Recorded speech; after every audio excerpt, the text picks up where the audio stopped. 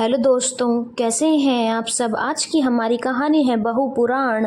अगर अच्छी लगे तो चैनल को लाइक, शेयर और सब्सक्राइब करना ना भूलें। सुबह सुबह घर की घंटी बजी। सालू ने दरवाज़ा खोलकर देखा तो सामने पड़ोस में रहने वाली शर्मा आंटी थी।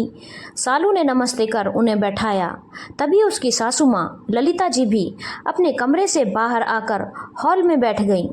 दोनों बातें करने लगीं। सालू चाय नाश्ता लेकर हॉल में पहुंची तो उसकी सास हर बार की तरह अपना मनपसंद विषय बहु पुराण लेकर बैठी हुई थी। अरे बहन, इन्हें कहाँ घर संभालने आता है। 2 दिन ध्यान न दूं तो ये तो घर को बेच खाएं। जरा जरा सी बात पर मुंह फुला के बैठ जाती हैं। एक हम थे जिनका सारा समय सास की जी हजूरी में ही निकल जाता था।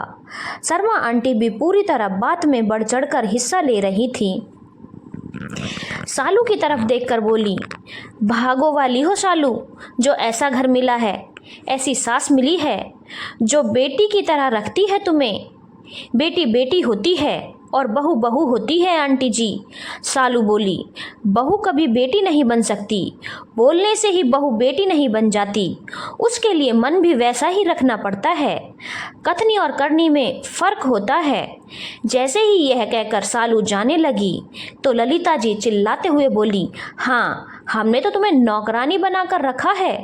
तेवर तो देखो इनके, सब कुछ घर में लाकर दो, तब भी महारानी के नखरे कम नहीं होते। हमारी तो किस्मत ही फूट गई जो ऐसी बहू पल्ले पड़ी है। तभी सालू पनीली आंखें लिए बोली, किस्मत आपकी नहीं मम्मी जी, मेरी फूट गई है।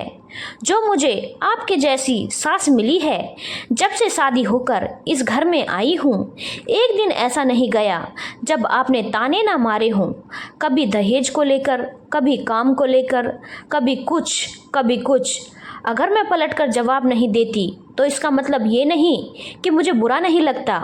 अपनी मर्जी के कपड़े नहीं पहन सकती, बाजार नहीं जा सकती। पहले नौकरी करती थी, वो भी छुड़वा दी यह कहकर कि मुझसे अब काम नहीं होता।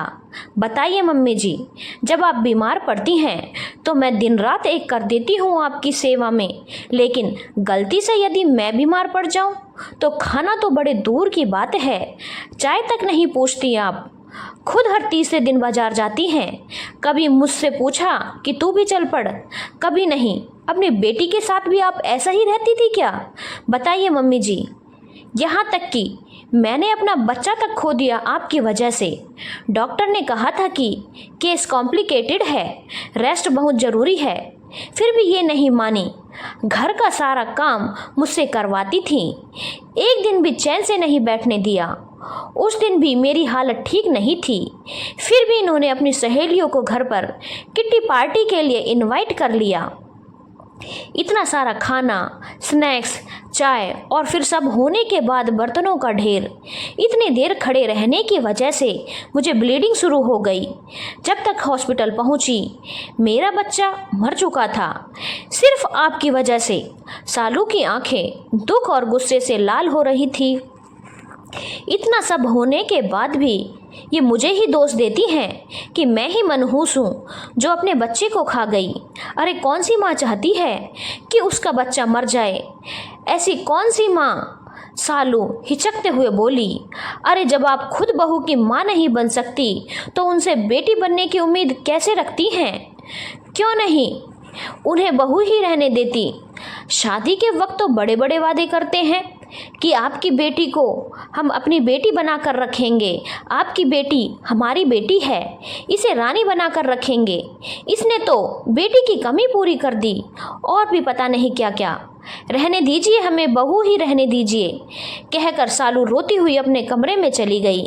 ललिता जी और शर्मा आंटी जी एक दूसरे का मुंह देखते रह गई। धन्यवाद दोस्तों। अगर आपको कहानी अच्छी लगी हो तो चैनल को लाइक, शेयर और सब्सक्राइब करना ना भूलें।